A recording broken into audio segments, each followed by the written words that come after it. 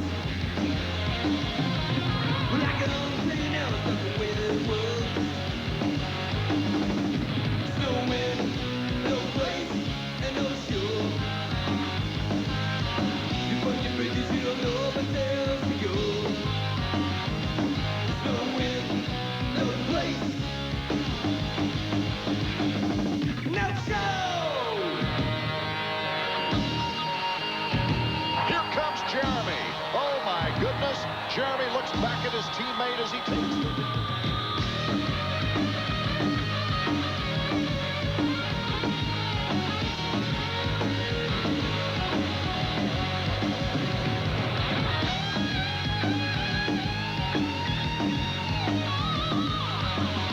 He sewed up his third consecutive Supercross title, so our focus here tonight, second place. Larry Ward, a non-factory rider, battling with Kawasaki's Mike Kudrowski. Well, it's been a tough year for Kawasaki. Just when LaRocco looked like he might have a shot at challenging Jeremy, he broke his arm in Charlotte. They've had to rely on Mike Kudrowski. He's been fairly inconsistent, which has been one of Larry Ward's strengths this season, and now looks like he has an opportunity to steal second away from Team Kawasaki. Our very own Marty Reed got between the two to see what was in store for both of them. Art, we're in Las Vegas. After all, this is the fight capital of the world. I feel like Mills Lane, sort of like referee between two heavyweights, and you guys don't look like you're quite ready to fight, but I guarantee you when they put on the suits and get out there, they will be. Larry, let me first turn to you. You are 8 points in front for second place. What's going to be the strategy tonight? You going to race against him or anybody else? Well, I'm going to go out there. I'm going to try to hole shot like that no-lane Sizzler Yamaha's notorious for, and just try to get away and ride a real smooth, good race. I'm going to go for the win, but in Supercross, after about 4 or 5 laps, everything sorts out, and you kind of got to race for where you're at that time. If I'm in first, I'm going to go for the win. If not, then I'm going to look around for Mike Kudrowski and try to protect myself for second. Let me turn to you, because the last couple races, you've said so yourself, that you haven't had a real good couple of runs. But the last race, you two were elbow to elbow, and it could have gotten physical. Yeah, we had a really good race. There was Henry, Emig, Larry Ward, and myself, and you know, we were all four battling back and forth, and you know, the track was really built good, and you know, our Kawasaki's are running good and stuff, and the last few weeks have been kind of bad, but I'm looking to do better and get up on the victory podium this weekend. Well, points translate into dollars, and that means it could get a little physical out there before this night gets through. You guys ready to go after it, huh? Yeah, it could get real physical. Like I said, the points are pretty important to me, and I had a nice little conversation with Mike LaRocco this week, and he taught me all Mike Kudrowski's weak points, so it should be a fun night. Okay, I got to give you equal time here real quick. We're running out of time. You know, I'm notorious for that, so watch out. All right, here we go. Elbow pads. Here they are. Good luck, guys. Should be a good fight tonight. Actually, they're good friends off the track. Well, that's going to be on the back burner tonight. You can believe that, because Mike Kudrowski has a little pride on the line, and Larry Ward, a lot of motivation for the first time in history to become a privateer to take second place in the series. Let's take a look at the Suzuki track map. The main difference here from last year is that they don't go outside of the stadium over the building. That added a little time to the track, so it's a little tighter this year, but these two long whoop-de-doo sections are going to be tough for the riders. So we can anticipate quicker lap times as we look at the highlights from Heat 1, brought to you by Suzuki. 4 riders advancing directly to the main event out of this qualifying heat. It was Michael Craig the whole shot, followed by Larry Ward. A lot of confusion in the first corner. It was a tight first corner, but Larry Ward opened up the early lead, and this was the showdown between Larry Ward and Mike Kudrowski. Some good whoop sections. That was excellent. Very tough for the riders to find timing, and if you did make a mistake in there, it took you forever to get through it. Larry Ward, followed by John Dowd, number 14. In our first qualifying heat, you can see Michael Craig in the background having all kinds of problems in that whoop section, number 19. What made that whoop section even tougher was the fact that they watered the track before the heat races, and you can see some of the riders that didn't get a good start were covered with mud. East Coast 125 rider Mike Brown making a good move from the middle of the pack, and as we go out top to see Larry Ward having all kinds of problems. In fact, David, 3 times he went through that whoop section and had problems, allowing Mike Kudrowski to pull up on him. And Mike wasted no time making the pass. Larry tried to retaliate, but it wouldn't work. Kudrowski went on to open up a pretty good lead. This was the halfway mark of the first qualifying heat. Kudrowski taking over and would go the rest of the way for the checkered flag.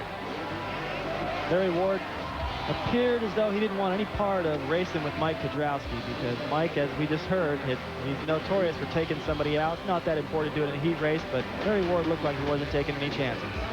Jeff DeMent, number 77, you can see have trouble right in front of Larry Ward. Ward wanting just to qualify for the main event as Mike Kudrowski gets his second heat race win of the year. You expect more out of Mike Kudrowski than just 2 heat race wins. You sure would, but it comes when he needs him. Larry Ward in second place will be able to select the fine gate position as Kudrowski, Ward, Brown, Lawrence advancing to the main event. And we advance to highlights from heat number 2, brought to you by Suzuki. An unusual occurrence here. Jeremy McGrath, number 1, and number 4, Doug Henry, in the same qualifying heat together. McGrath almost got squeezed out. Oh, he threaded the needle on that one. You see Henry right in front of our helmet cam.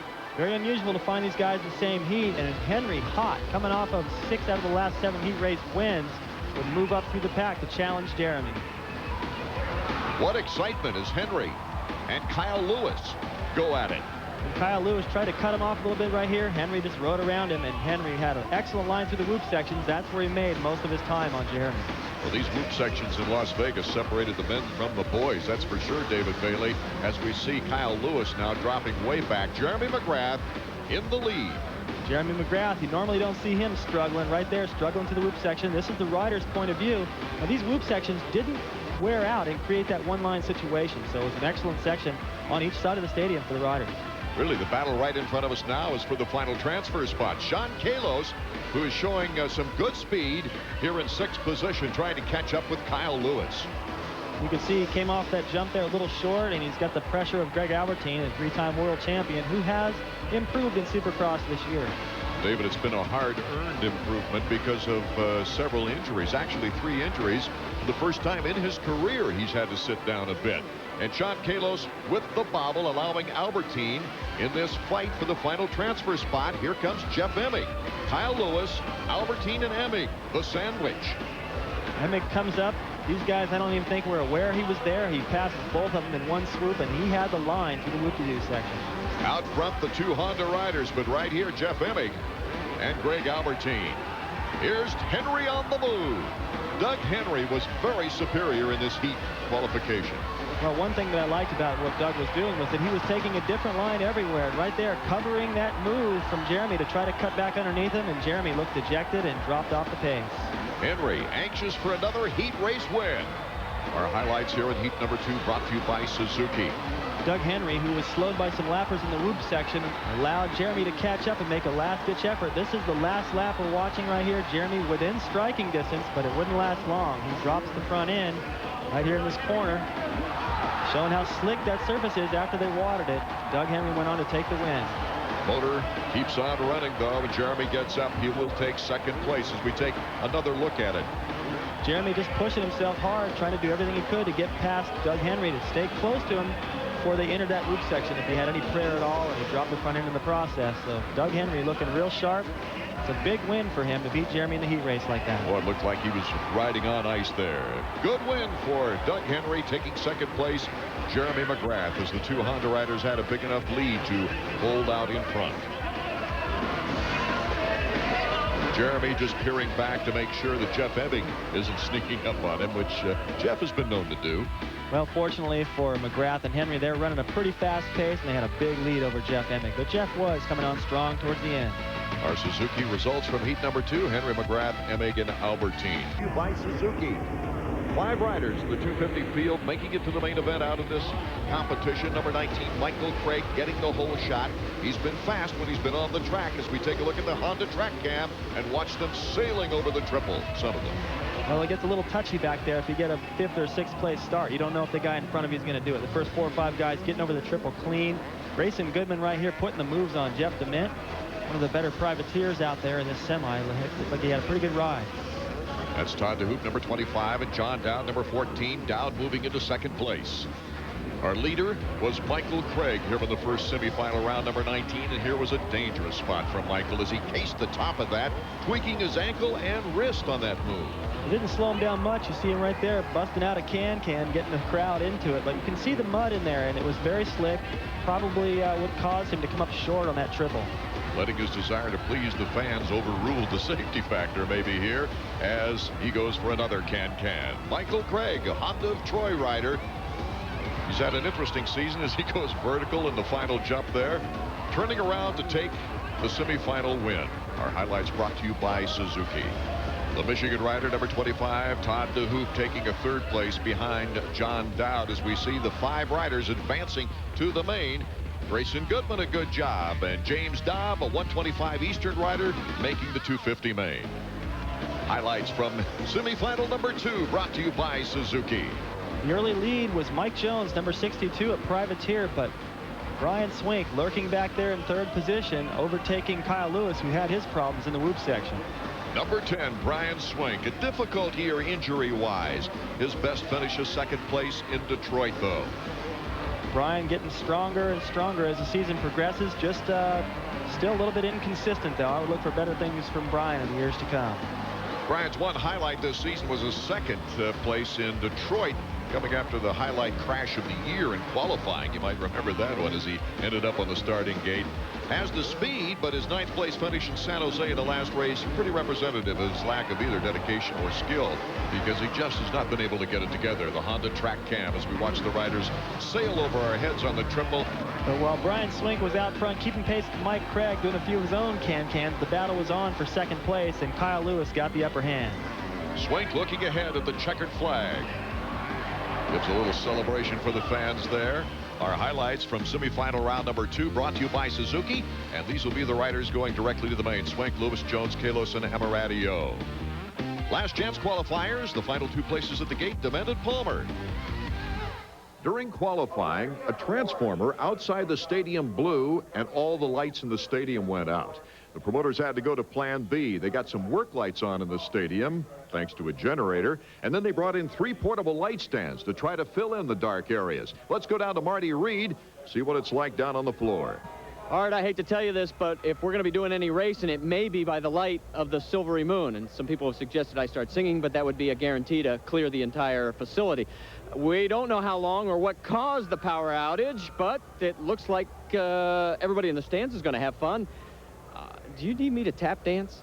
During all the confusion, Larry Ward was given a check for $5,000 for being the top privateer for the 1995 season. Also helped entertain the fans during the delay. 125s are beginning to rev up. That's right. And because of the delay, the team managers, the AMA, and the 125 riders have all decided to shorten the 125 main from 15 laps to 10. So that will make the start even more important. It's going to be an interesting one. We'll be back with the 125s right after this.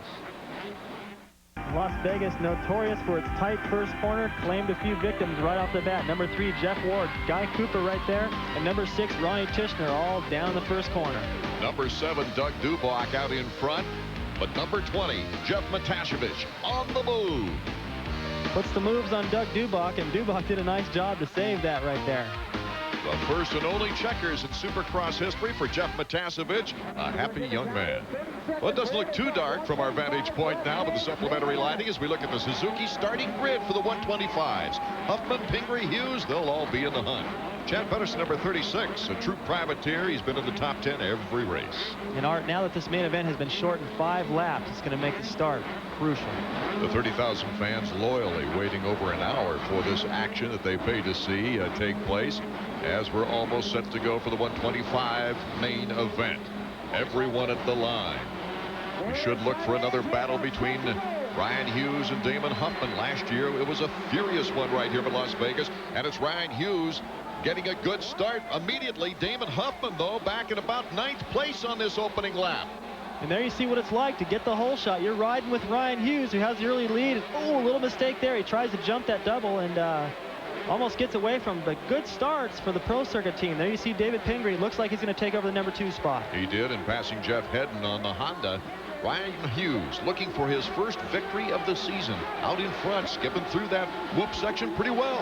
And a big advantage to him right now, as we pointed out already, is this main event has been shortened, so the whole shot is absolutely crucial, and he's got a teammate back there behind him. That should act as a buffer for Damon Huffman, who's still well back in the pack. There you finally get a glimpse of him.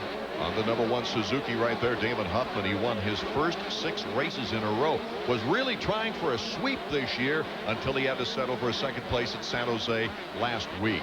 He's got a long way to come back now as he bangs into the back of Deegan. You can see right there how tough it is to try to battle your way through the pack. Guys are going every which way, and he's just losing so much time to the leaders who got clean sailing out there, and they're already up at speed. And dropping 5 laps off the normal 15-lap 125 will be even more of a problem for him. You can see right there, he's just poking around that corner, looking for a way to get around these guys. If he goes wide, there's always somebody in his way, so he's really having a tough time trying to settle into a pace. He's going to have to do it quick. Up with another bobble as we go to Ryan Hughes out in front. You can see he's got the helmet cam on. Let's check it through these whoops and get dizzy again. It's bumpy. This is a tough whoop section, and it's not getting any easier as the night wears on. It's getting slicker through those whoop-de-doos, and it's not forming that one-line situation that usually where they wear down and get a little easier, and they're not getting easier here tonight. If anything, they're getting tougher. Damon Huffman now starting to get his timing back. He's putting a charge on now as he's approaching Corey Keeney on the Yamaha. Keeney with a couple of good races this year, a couple of 7th place finishes, but Damon Huffman smoothly inside as he takes on a charge to try to get back up into the lead pack. And right there, he was unable to do the triple jump. Now, I'm not sure if the rider in front of him was in the way and didn't do it or not, but he was unable to do that. And right now, Ryan Hughes has the biggest lead I've seen anyone have all year long. You see, actually, he was coming the other way on the track just then. It looks like the riders are having more trouble with the surface of the track as it gets slick than they are the lighting. Well, the lighting actually looks fine from our vantage point, and a little earlier when we saw Ryan Hughes' view through the whoop-de-doo section, there was no shadows in those whoop-de-doos, and I thought that's what would be the worst. David Pingree coming off a victory last week at San Jose. His first Supercross victory has moved into 2nd place. Scott Sheik is behind him. And right here, David Pingree appears to be riding a pretty fast pace, but Ryan Hughes here has over a 10-second lead right now. He's struggling in the loops, though. Pingree, with his pace, is attempting to cut down about a 2nd a lap on Hughes. Right behind Pingree, guess who? Damon Huffman has made his way up through from 9th position to 3rd place. And doing a fine job in the whoops. And I got to tell you, Art, I wrote Damon Huffman off. When I saw how bad of a start he got in the first couple of laps, he really just didn't have his timing. And Ryan Hughes was gone, and now Damon Huffman is carving into that lead right there, making the pass on David Pingree and gaining fast on Ryan Hughes. Damon Huffman in that last lap cut 4.3 seconds off the deficit between Hughes and 2nd place. I never thought he had a chance to catch Ryan Hughes. I don't think the crowd did either. Everyone's been pretty quiet, but now people are starting to anticipate a battle between Damon Huffman and Ryan Hughes in the closing laps. Damon Huffman looking smooth. He's not having any problems with the lighting so far as Pingree just trying to hold on for 3rd place. Here's probably the darkest part of the course right here. And this part of the track was dark before the lights went out, so I don't know if it's been that tough. But Damon Huffman, who's making up all his time in the whoop section, and here's how he's doing it. He comes out of this corner and he wheelies right there before the first bump, and look how flat he keeps the bike to there, just skimming the tops, and that's where Ryan Hughes is struggling. Also, Huffman not having any problems with the triples now. Our Suzuki Field summary. We'll be back with the finish of the 125s right after this. McGrath has won 3 Supercross championships in a row. For Honda, that makes 8 straight. Are you up for that?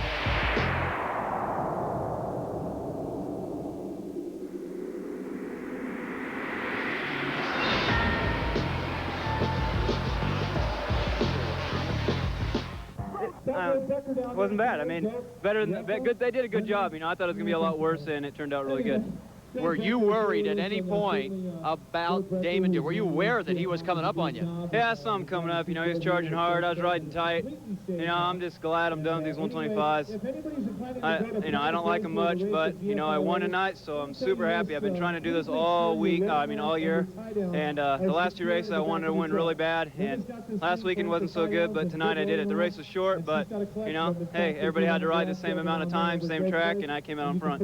You know what they say, 10 years from now, nobody will remember that it was a shortened race with dark skies. Yeah, I mean, next week, no one's going to remember, so, you know, when the check comes in the mail, I'll be the happiest. Let's take a look at the Suzuki final standings. Huffman the champion, Hughes, Pingree, Decker, and Pedersen the top 5. Let's go to Marty Reed with the season champion. I got to tell you, what a comeback. With 4 laps, basically to go, you were 10 seconds behind, and you passed him at one point.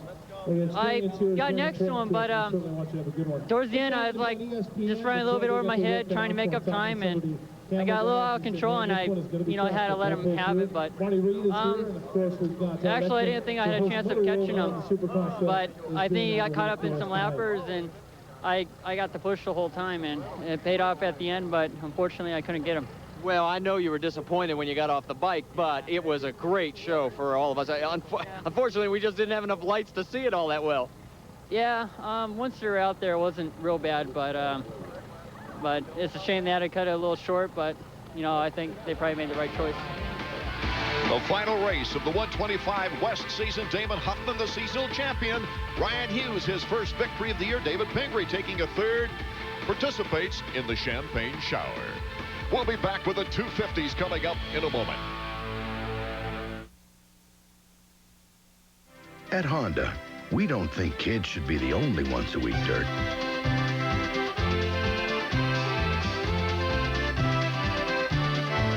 Some of them, that is. Only 14 riders have showed up at the gate. Others determining it was too dangerous with the lighting situation to ride under these conditions. And you can hear the fans in the background. Very, very disappointed. Those riders marked in yellow are those who are not riding because they deemed it too dangerous. Marty Reed now is in the process in the pit area of running down Kawasaki's Roy Turner. Roy, first off, tell us what happened in the Kawasaki camp regarding Mike Kudrowski, and also as far as how the team feels about this. Well, it's really unfortunate for the fans. It's probably the biggest thing. It hurts. We take that as, one of our primary considerations. We really didn't make the decision. The decision was up to the riders. We asked them to ride, to at least go out and to look at the track and to evaluate the track. But the group of riders, the top Honda riders and Mike Kudrowski and a few of the other riders, they basically stuck together and just said they weren't going to do it. And, short of physically, there's nothing we could do. They made the decision on their own. They said it was unsafe. There wasn't enough lighting, and that they have too much to risk. If they go out there and they get hurt because they can't see well enough, then for them, that ruins their chances for the national championship that they've got 9 events left to do this year. And they basically just said it was unsafe and they weren't going to ride. Yamaha and Suzuki riders were told, try it. If you think it's too dangerous, come on off. We'll understand. It should be up to the individual rider if he's not feeling comfortable on that track. Don't you think, David? Yes, I do. And, it's interesting to point out that the Honda riders didn't even go down to look at the track. They just decided not to ride. KTM's Jeff DeMint, number 77, the whole shot. But Jeff Emig is right there, number 6. Emig taking the lead here in the first lap. Jeff DeMint putting the moves back on Emig, but Emig with a good line into the corner. His feet come off the pegs, but he saves it and jumps his way into the lead. Jeff Emig has found himself in the lead at 4 other main events this year. He's been getting better and better starts, but the difference tonight is the big guns aren't in the race. Jeff Emig out on top. Jeff DeMint, the KTM rider, right behind him, coming through the whoops. In third place, Kyle Lewis, followed by Todd DeHoop and Dowd, and then Mike Brown. Mike Brown, the 125 East rider, getting a good start. And we were getting word that it was a decision by all the factory riders that they were not going to ride. Then Keith McCarty of Yamaha said, go out there and ride around, and Emig took his parade lap, said it's fine, decided to ride. Larry Ward got wind of that, and in order to protect his second place in the point standings, he had to suit up and get back out there. Otherwise, he'd be in the pits watching this. Jeff Emig, number 6, our leader in Las Vegas. He's looking for his very first Supercross victory. Also, we might add, Ward has pretty much locked up second place with Kudrowski not running, but also Jeff Emig could move in front of Mike Kudrowski in the standings. You could drop him to 4th if he could hang on to a win right here. And I don't see anybody behind Emig, and I don't think he feels that threatened by either DeMint or Kyle Lewis. He's been beating those guys all year. Kyle Lewis, Sizzler no lean teammate of Larry Ward's. Out in front, Emig, good timing. Doesn't look like he's going all out, though, in certain areas. Oh, and a big bobble by Jeff DeMint right there, getting out of shape in the whoops. His throttle hand came off the handlebar. Did a nice job of saving it, but he's going to drop another position. 2 positions, actually, as Kyle Lewis and Todd DeHoop get by him. And here comes John Dowd, number 14. Well, Art, you know, as I watch this, I mean, this is history really in the making. It's very strange not to see the top riders out there, at least some of the top riders. And we understand now that Honda decided that if one rider was going to ride, they all had to ride. Jeremy decided he was not going to ride. He did not do a parade lap. And Doug Henry, who was actually looking forward to racing, he had gone down and looked at the track, said it looked okay, came back to the pits and found Jeremy in his street clothes. So Honda decided not to ride altogether. A big lead by Jeff Emig, almost 4 seconds. Todd DeHoop, DeMint, Dowd, and that's Mike Brown, number 26, putting in a good ride. Number 111 is Greg Albertine. Larry Ward still buried in the pack right here. He really doesn't have to do much tonight, just kind of go out there and ride around and finish. So he's definitely taken his time moving to the front. He looks like he's starting to gain momentum now. The taller rider doing a nice job in the whoops. Well, Larry's been fast in the whoops all night. In his heat race, he was very fast through there, but he did make a couple of bobbles, which allowed Kudrowski to catch up. And right now, Larry Ward is definitely got the good lines for all these corners. He's just carving through these guys, but I might add that he does look like he's taking his time. Ward approaching Mike Brown, number 26 on the Honda of Troy machine, right in front of him here. Good battle as Ward goes the wide route, takes the hop, still can't get the edge on Mike Brown. He's holding in there. Brown finishing up the 125 Supercross season in the East Coast very strong as Ward trying to get the edge against him. Right there, Mike Brown just pinning Larry Ward against the hay bales. And look at DeMint flying through the whoop sections past the hoop. Evidently, he learned by that bobble earlier. David is DeHoop looking strong, gaining back a position. You can see Larry Ward right there trying to move his way to the front, but as I mentioned, he seems to be taking his time a little bit. You can't take your time in these whoop sections. If you don't go in there aggressive, you just get gobbled up. And right there, Dowd and Albertine almost pass them both in one swoop. I wouldn't be surprised if most of the top riders are going at about 80 to 90% on this particular track tonight. Well, I think there's a couple of reasons for that. One is, yes, the lighting is a little worse. From our vantage point, it doesn't look that bad, but for them out there, it's probably a little worse. And also, that all the top riders aren't out there. And some of these riders have got to kind of feel weird about the fact that they just jumped out there and rode a race that they said they weren't going to ride. Our Suzuki Field summary, Emig in first, a traffic jam behind him. We'll be back with more action in a moment. Vegas, Sam Boyd Stadium, Art Eckman, David Bailey, and Marty Reed bringing you the 250 main. Right now, it is Jeff Emig with the big lead. Kyle Lewis, number 15, his best finish of the year, an 8th place finish in the first race of the season in Orlando, Florida. He's in second place. He's followed still by Jeff DeMint on the KTM, and Larry Ward starting to breathe down his neck. DeMint, number 77. DeMint's been hot and cold on this track. He's had good areas and very tentative areas. Well, he's just fairly inconsistent altogether, and I think that DeMint is going to improve in the years to come, but he definitely has his fast spots, and I think that just goes to show that he's very aggressive. You can see how aggressive he is to that whoop section right there, but it doesn't work every lap. You've got to have a lot more finesse to be able to pull that stuff off, but he makes it work right there, and he makes a move on Kyle Lewis. Jeff DeMent now taking over second place behind Jeff Emig, who is running away out in front. Hole shots are so important in Supercrosses, but even more important on a shorter track like we see here in Las Vegas. That's the topic of our Suzuki Riding Tip with Greg Albertine. Every rider wishes he could hole shot and run away with a pack. Like Emig has the big lead with 2 riders behind him. Then we see this pack of 3 with Ward, Dowd, and Albertine. Jeff DeMent in second place, number 77.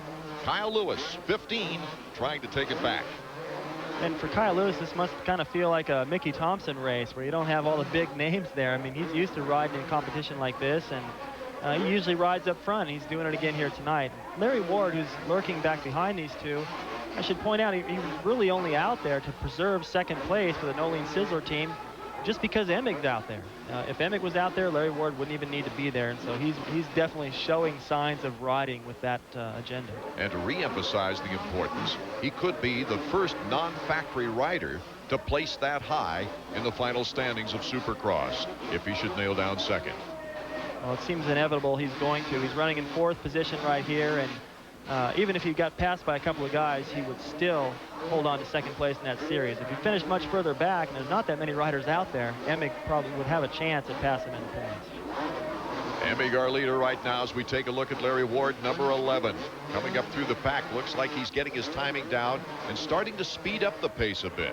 He's got a lot of number 1s around him. You got number 11 and you got number 111 right there together. And I think Albertine is putting the pressure on Larry Ward. And Larry probably just doesn't want to get beat by him, so he's stepping it up a notch. And, you know, I have to really kind of think about what's going on with the fans. This is really a weird situation. It's kind of, you can feel it in the air. And I think the fans are, as Roy Turner said, they're really getting the short end of the stick here. And there's speculation that it's not just the lighting, and that the riders and the promoters have been disagreeing on certain issues throughout the season, and that was one of the contributing factors towards the riders not wanting to ride this main event, and the fans really suffer from all that. Well, David, I think it's poor timing too to come up with an organized movement of any type, especially when you have the promoters in trouble right now. On our Suzuki Field Summary, Emig, Lewis, DeMent, the leaders in this race. We'll be back in a moment. Of the 1995 season, Jeff Emig is our leader as we look back to 3rd, 4th, and 5th. Larry Ward making the move on DeMent, moving into 3rd place. He's got Kyle Lewis, a teammate, right in front of him for 2nd place. So Ward now starting to step it up as DeMent went down. And Lapper teammate Tony Amaradio is just in front of number 77 as we check back with Ward. Ward now putting the pressure on his teammate Kyle Lewis.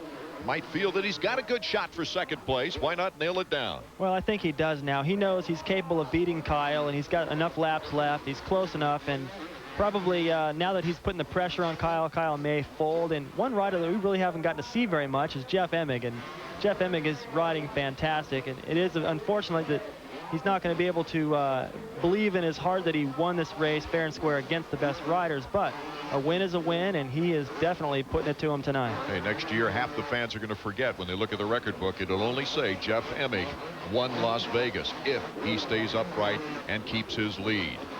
We'd like to thank right now to Wes McCoy, the team manager of Honda. If it weren't for him and his efforts of using the Honda generator in one of their trucks, we would not have the power to show you these pictures. Well, Honda always comes through. They usually bring a spare, and it worked out in our favor tonight. Kyle Lewis getting the heat now from his teammate Larry Ward. This would be no contest under normal circumstances as Ward gets caught behind the lapper Todd DeHoop. He just makes the adjustment, goes to the inside. He's still able to jump that double there and the triple, and he doesn't lose much time on Kyle. Larry Ward had a phenomenal start to this season with 5 podiums. And here he goes up the whoops. He really takes those whoops as an expert. His height really helps him on those. It definitely does. Anytime you've got a whoop-de-doo section this tough where timing really isn't that much important, it's just strength and finesse, the guys that are a little lankier like Larry Ward can get through there quick.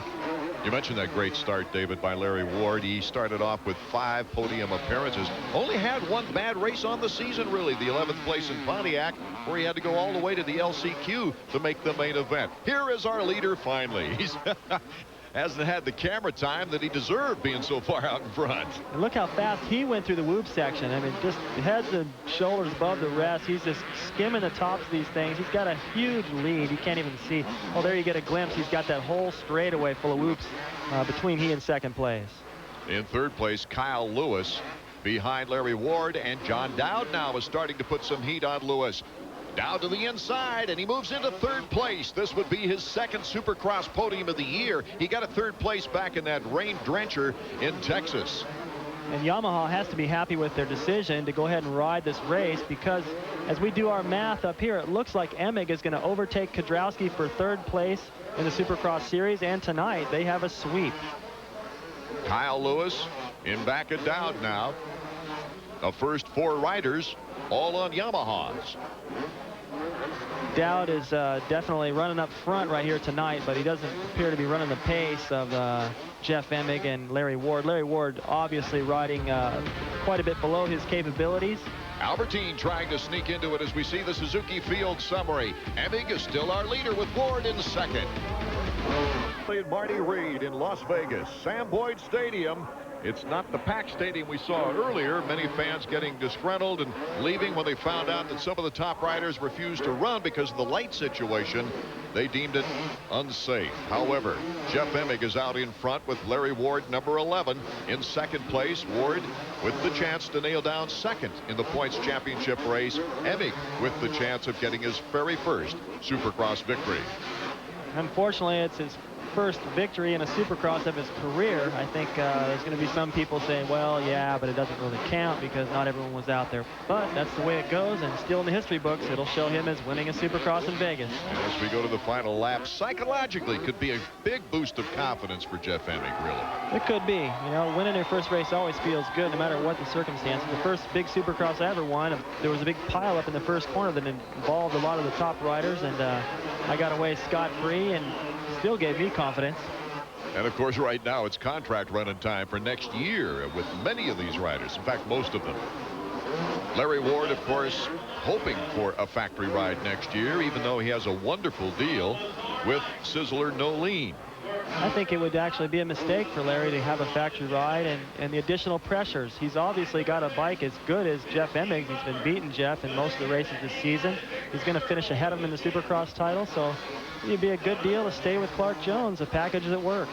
Clark Jones really coming to Larry's rescue a year ago.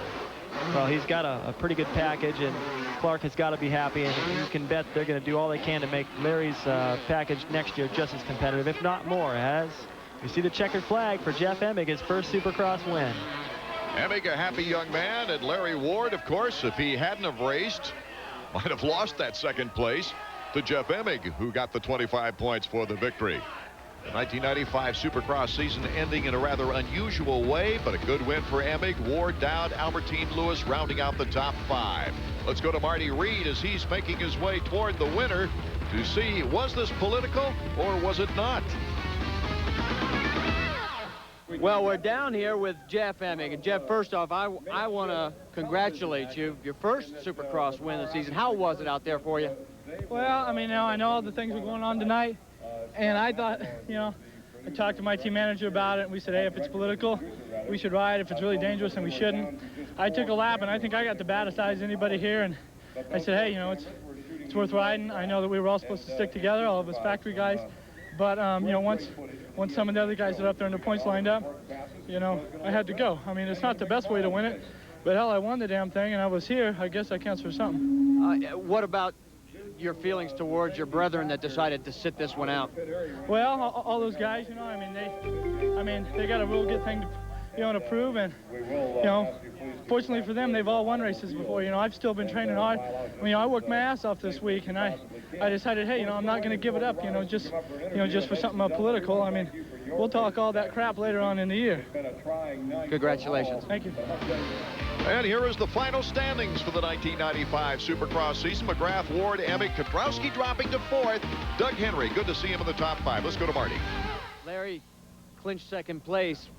You had it clinched before the green flag ever dropped. No, that's not true. Jeff Emig went out there, and with his win, 25 points would have gave Jeff Emig second place in the series. My decision was made for me. I had no no say in anything. I'm a privateer rider, and the factory guys chose not to ride. I'm a privateer. I stuck with the privateers who chose to ride.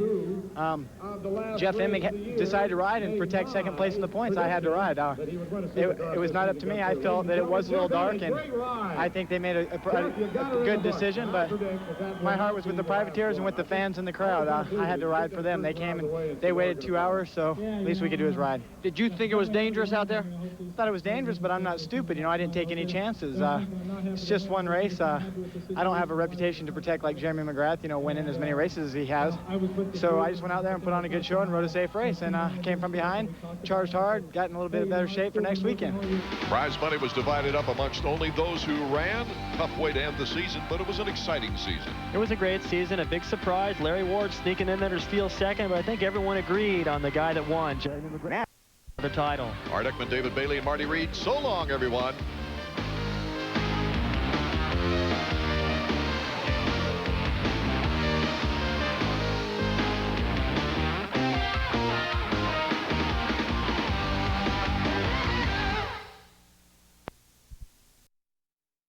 Of the AMA 125 National Motocross Series. Looking for some great racing here at the Budds Creek Motocross Park.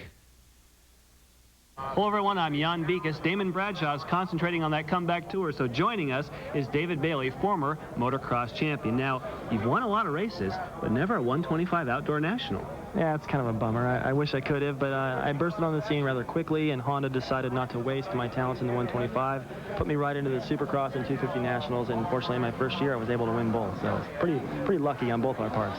Nowadays, they are putting the heavyweights in 125. We have a very close championship battle. Damon Huffman leads it, about 15 points in front, but today, 90 degrees, it's hot. Who will be tough? Well, you can never count out the points leader, Damon Huffman, obviously doing something right up to this point, and I think the track is in his favor. It's kind of Supercross style, but it's hot and humid, as you mentioned, and the riders that are in the best physical condition, I think, will shine today, and riders like Steve Lamson, obviously very fit, and also Ryan Hughes, he's a fighter. We know Ryan Hughes is a fighter. There's a lot of fighters out there today here at Budds Creek. Let's take a look at the racetrack.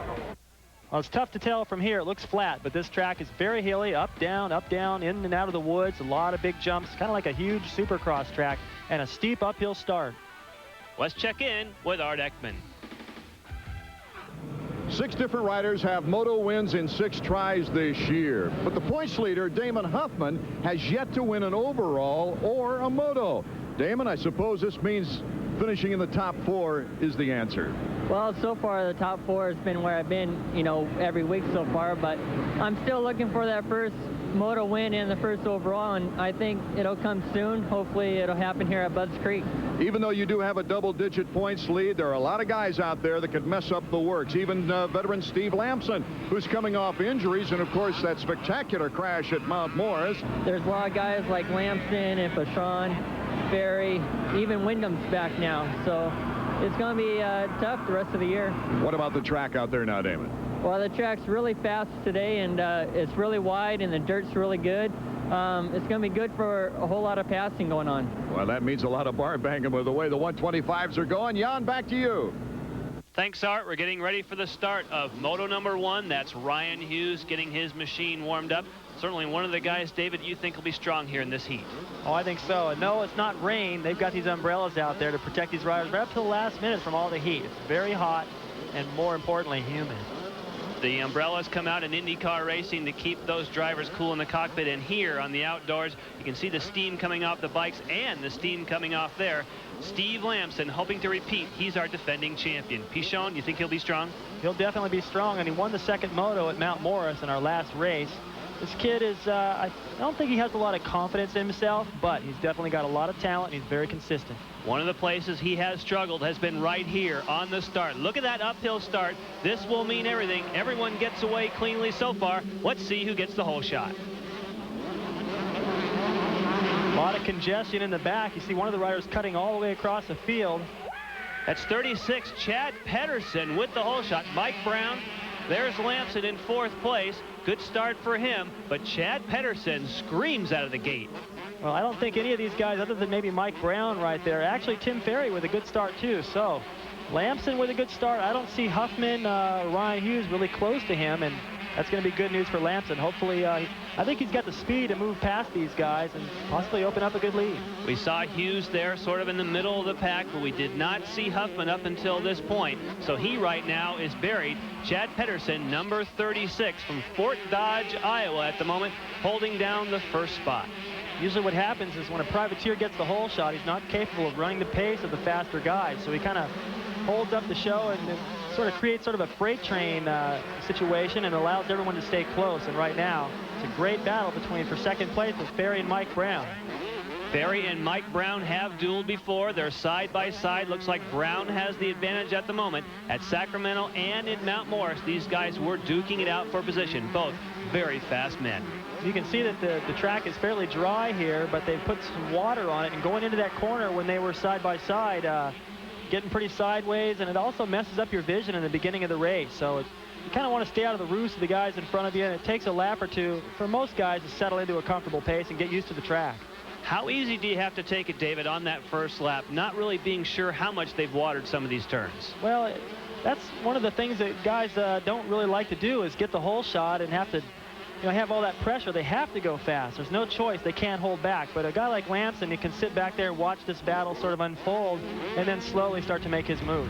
At the moment, Chad Pedersen holds out the first place. Brown, Ferry, Lamson, and Hughes rounding out the top 5. Wyndham, LaRusso, Pingree, Pichon, and Reynard. We'll be back to see how this one finishes out.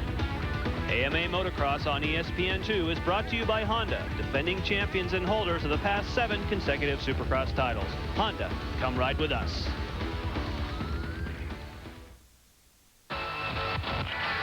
This is a 1-800-COLLECT call from... Hey, this is your son, Jeremy. Your son, Jeremy. Trying to be funny? I've been eating pretty good. Doug and I were just hanging out. Cheese.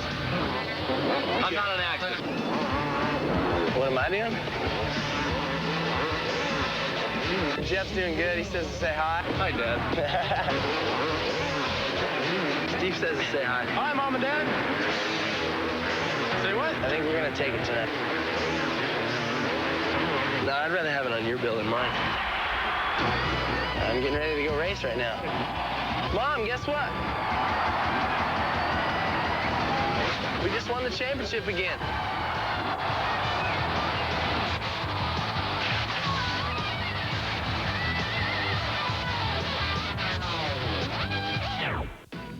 Jumpin', jammin', smashin', crashin', floorin', soarin'. Experience the high-flying world of Supercross like never before.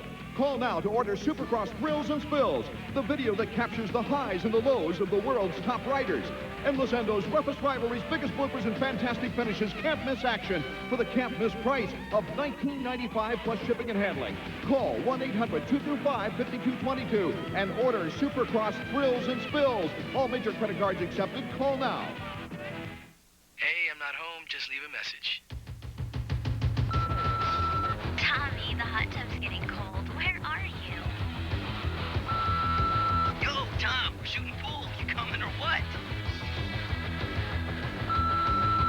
Thomas, your birthday dinner's in the oven. Everyone's waiting. Tommy, if you're there, pick up. Tommy?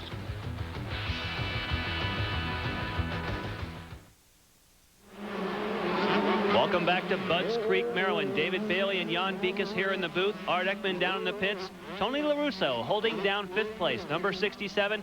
Right behind him, Mikhail Pichon, 101. They're out of sight of our leaders right now, but Pichon gets faster and faster as the race continues, and starting to put the pressure on LaRusso right here. Maybe starting to feel the pressure from Kevin Wyndham, who we just got a glimpse of, who's catching up to Pichon right now. LaRusso looking over his shoulder. He's 23 years old on that Suzuki, but right now it looks like Pichon takes the inside, gets the drive, and takes the position. Nice move by Pichon. They're both looking at each other in the air as they go off the jump. Make sure they got enough space, and Pichon, as I mentioned, gets faster and faster as the race wears on. He's got a rider between himself and Wyndham. That LaRusso probably acts as a little pad right there, so possibly Pichon can relax and just focus on the riders ahead of him now. You mentioned Pichon actually doesn't like to get a good start. He described it to me as that he's just tentative in that first turn. But that really, if you start a little further back, it kind of takes the pressure off because you're always moving forward. Sure. You see riders that crash in the first turn. they put on a spectacular ride, move all the way up to, say, a second or a third, and then the next moto, they'll hole shot and still end up in a second or a third. So right there, it tells you that they have a belief of where they feel like they deserve to finish in the race. And it takes more pressure to do it from the hole shot a lot of times, and some guys just aren't comfortable with it, but Pichon has the speed to catch these guys and plenty of time to do it. Mike Brown, number 26, you're looking at on the Honda of Troy. Now here's a guy who did get a great start, is being able so far to handle the pressure, and he looks like he's drawing away from Ferry. He's starting to pull a little bit away from Ferry, but also Ryan Hughes is starting to catch up. So possibly Ferry's just fading, and Brown's running the same pace. Tim Ferry might be fading slightly, but certainly he's one of these guys that's in the points championship fight. Art Ekman is with his mechanic. It's been a good progression for Tim. His first moto win in one race, and in the next race, his first overall win. The maturity in that lead pack and the confidence he's gained is certainly showing today. Yeah, this is the first time he's had a chance to run up front with these guys this year, and like you say, the first moto win helped him a lot, and then the national win at Mount Morris was great. Really boosted his confidence, and it's really helping him now. Now he can go to the starting line knowing that he has a chance to win. I have a feeling if you're not in the lead pack, you'd have a hard time winning this one. Yeah, this track is really fast, and as you can see, those guys are all going about the same speed, so it's going to take either a mistake or someone to really charge hard to get past those leaders. No mention from Lee McCollum about possibly Tim Ferry fading, because we can see here that really the interval has stayed about the same. Possibly Ryan Hughes there on the Kawasaki number 9. Possibly is closing in there on that second spot. We see him just come into the picture there. Sometimes what you'll see happen is these guys have a section of the racetrack where they do a little better than others, and it'll look like he's gaining time. Then they get over to the other section of the track, and it actually the gap opens back up. So right here, it seems like his mechanic said, they're all running about the same pace, and I wouldn't look for anybody to make any real substantial move until later stages of the race. Tim Ferry from Palm Harbor, Florida. Art was mentioning those stats. He won his first moto this year in the outdoors in Sacramento, then went 2-2 at Mount Morris for the overall victory. So this guy certainly is gaining his confidence. Well, lots of confidence here. I like his riding style. He looks like he's riding pretty relaxed and possibly conserving energy, knowing how hot it is and that it will take its toll later in the day. Tim Ferry, 20 years old, a youngster, hasn't been 20 that long. Certainly a lot of potential for him to come. Look, he's closing the gap down on the lead here. We thought maybe he was fading, but maybe he was doing